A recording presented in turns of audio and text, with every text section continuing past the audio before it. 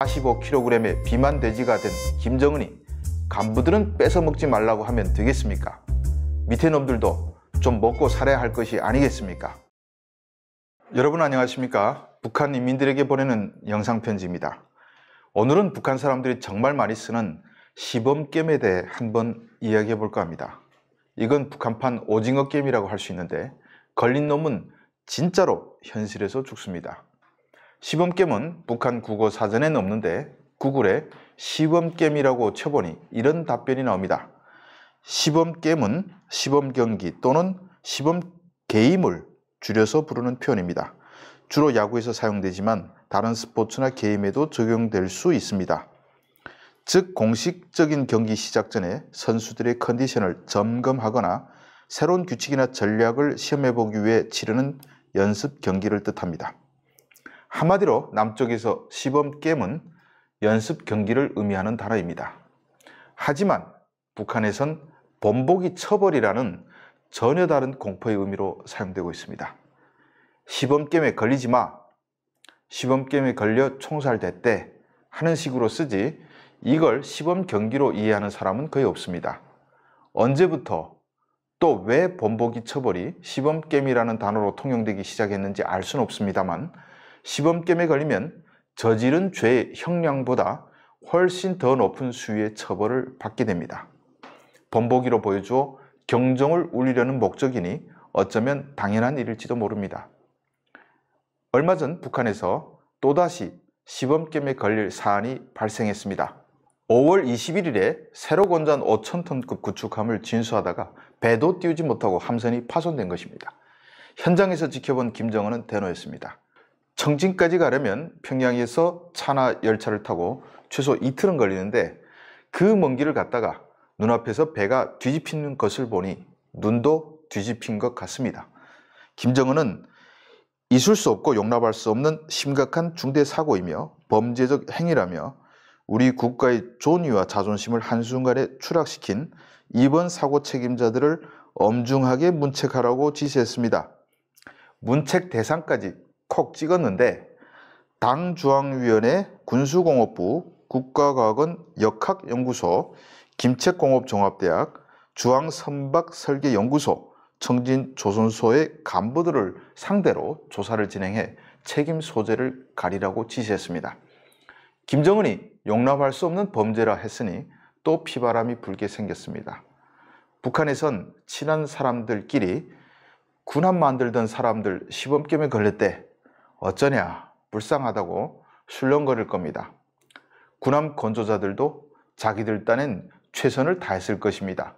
성공했으면 영웅이 됐을 것을 졸지의 범죄자로 몰리게 생겼으니 한순간의 실패로 본인과 가족의 인생이 끝날 판입니다. 북한에선 이번처럼 시범게임에 걸려든 사람들이 수시로 나옵니다. 올해 가장 대표적인 사건은 1월에 벌어졌습니다. 2025년 1월 27일에 소집된 노동당 중앙위원회 제8기 30차 비서국 확대회의에서는 자강도 우시군과 남포시 온천군의 지방 간부들의 세도와 부정부패를 특대 범죄로 규정하고 공개 숙청했습니다. 회의는 극히 살벌한 분위기 속에서 진행됐습니다. 주석단 가운데 앉은 김정은은 담배를 피우며 계속 간부들을 노려봤고 회의 도중에 박정천 당 군사위원회 부위원장과 조영원 당 조직비서를 불러내어 회의장에 누군가를 삿대질하며 소리치기도 했습니다. 공식 발표 내용도 무시무시합니다. 일단 우시군에 대해선 이렇게 규정했습니다. 지방의 세도군 관료배들은 눈썹 하나 까딱하지 않고 당과 인민 사이의 성스러운 단결의 성세를 허물려 하고 있다. 이것은 우리 당에 있어서 우리 인민에게 있어서 우리 제도와 우리 법권에 있어서 추호도 용서할 수 없는 특대형 범죄 사건이다. 북한 전문 매체 데일리 NK 자강도 소식통에 따르면 회의 나흘 뒤인 31일 우시군 주민들 앞에서 군 농업감찰기관 감찰원들과 안전부장 등 관련자 10여 명이 공개 처형됐다고 합니다. 온천군에 대한 단죄 내용도 끔찍합니다. 북한 발표 그대로 인용하면 다음과 같습니다. 얼마 전 온천군에서는 당중앙위원회 전원회의 결정 관철을 위한 군당 전원회의 준비를 너절하게 하고 회의를 심히 형식적으로 진행하고 나서는 돌아앉아 당 일꾼들을 포함한 40여 명의 일꾼들이 집단적으로 부정행위를 감행하는 특대 사건을 발생시켰다.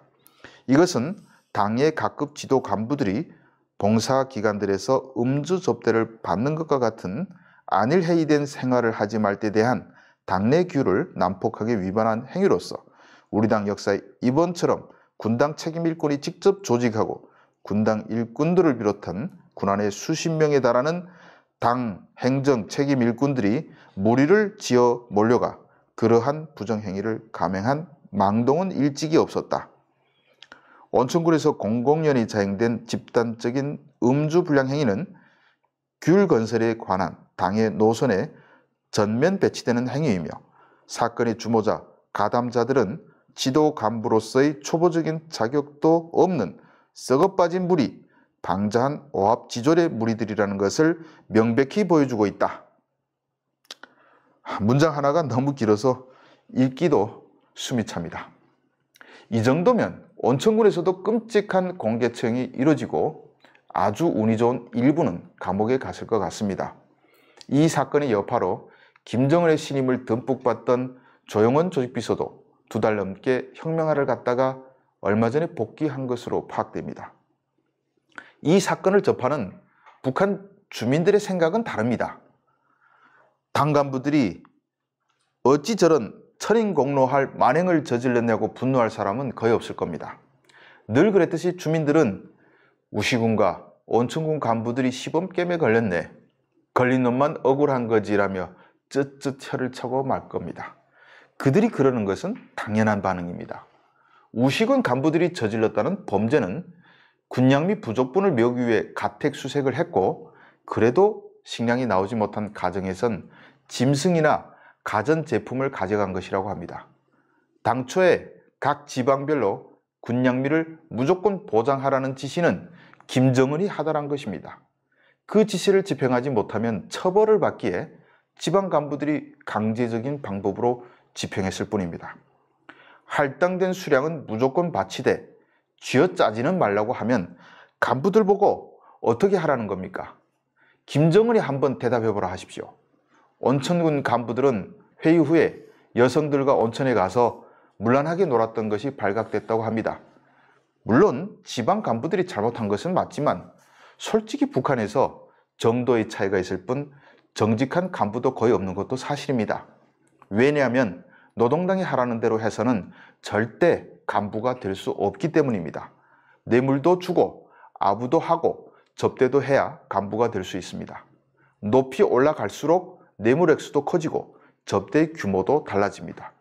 들키지 않아서 그렇지 지방의 가난한 온천군보단 뇌물 피라미드의 정점에 있는 평양을 조사하면 몇 배 더 심한 일도 많을 겁니다. 하지만 어느 순간 당 간부들의 부정부패에 경종을 울려야 되겠다 싶어진 김정은이 지방 세우급 간부들이 벌린 이 사건을 대대적으로 보도하며 시범게임 대상으로 삼은 것입니다. 걸린 놈이 죽는 게임, 이걸 여기선 오징어 게임이라 하죠. 이렇게 시범게임이 이루어지면 간부들은 한두 해는 조심히 지내게 됩니다. 하지만 시간이 좀 지나면 또 언제 그랬듯이 다시 원래 살던 대로 돌아갑니다. 간부들에게 뇌물과 접대를 받지 말라는 말은 호랑이에게 고기를 먹지 말라는 말과 같습니다. 북한 인민의 고열을 짜내 145kg의 비만 돼지가 된 김정은이 간부들은 뺏어 먹지 말라고 하면 되겠습니까? 밑에 놈들도 좀 먹고 살아야 할 것이 아니겠습니까? 조폭 두목도 김정은처럼 혼자 먹고 살진 않을 겁니다. 아무튼 시범게임에 대해선 할 말이 더 많아서 다음 영상에서 더 설명해 보겠습니다. 시청해 주셔서 감사합니다.